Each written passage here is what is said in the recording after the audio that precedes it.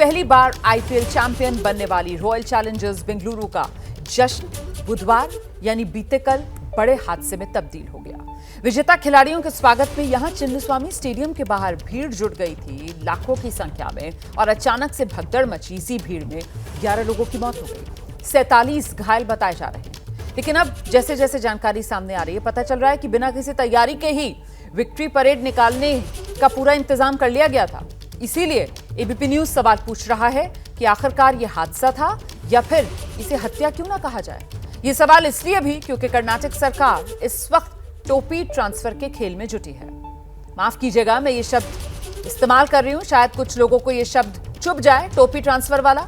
लेकिन जब आप एक्शन नहीं लेंगे, अपनी गलती का ठीकरा जब आप दूसरों पर फोड़ेंगे, भगदड़ के लिए आप कुंभ जैसे मामलों का उदाहरण पेश करेंगे, तो तब तो ऐसे ही शब्द सुनने पड़ेंगे आपको। तैयार रहिए फिर टोपी ट्रांसफर जैसे शब्द सुनने के लिए।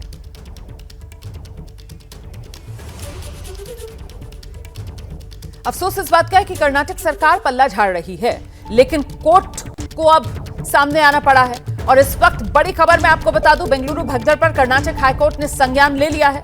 दोपहर 2:30 बजे इस मामले में सुनवाई होगी।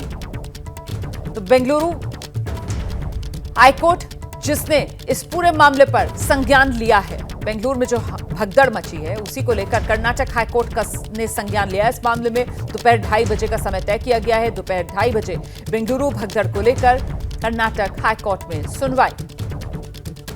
बीते कल यह हादसा हुआ था और यहां चिन्नस्वामी स्टेडियम जिसकी क्षमता महज 35 से 40 हजार, लेकिन वहां विक्ट्री परेड के बाद जो खबरें चली कि पहुंचेंगे खिलाड़ी और उनका स्वागत सत्कार किया जाएगा, तो अपने इन हीरोज को देखने के लिए लाखों की तादाद में लोग पहुंच गए। और ऐसे में सरकार की तरफ से जो बदइंतजामी देखने के लिए मिली है, उसी का ये नतीजा कि 11 जिंदगियां चली गई हैं। सरकार अभी भी पल्ला झाड़ने में जुटी हुई है, पर अब हाईकोर्ट एक्शन में आया है। सीधे आपको लेकर चलेंगे, हमारे साथ हमारे सहयोगी अंकित गुप्ता इस वक्त चिन्नस्वामी स्टेडियम से मौजूद हैं, और जरा अंकित से ही जानते हैं। अंकित, सरकार भले ही पल्ला झाड़े, लेकिन अब कोर्ट की सक्रियता जिस तरीके से इस पूरे मामले में नजर आई है, उम्मीद की जाए इंसाफ की अब। अंकित,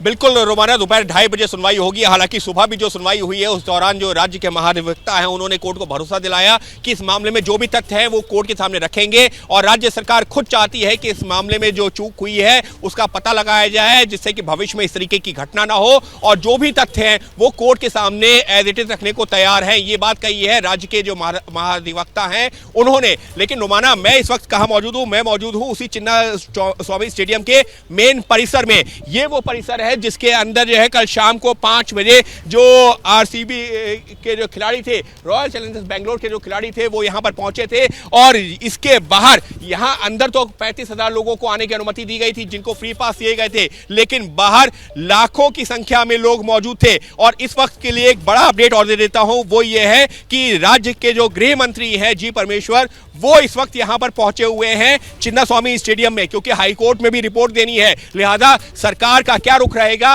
वो जो एक तरीके से यहां से जानकारियां जुटाई जा रही हैं और वो हाईकोर्ट को भी दी जाएंगी। इस लिहाज से जो गृह मंत्री यहां पर पहुंचे हैं, उनका यहां पर पहुंचना भी अपने आप में महत्वपूर्ण माना जा रहा है। देखिए यहां पर इस वक्त किस तरीके की तस्वीरें हैं, ये स्टेडियम के अंदर की हैं। लेकिन रोमाना, अब से जो कुछ देर पहले मैंने कुछ प्रत्यक्ष दृश्यों से बात की है और उन्होंने जो बताया वो काफी चौंकाने वाला है। मैं सिलसिलेवार तौर पर जो थोड़ा सा वक्त लूंगा वो बताने के लिए भी।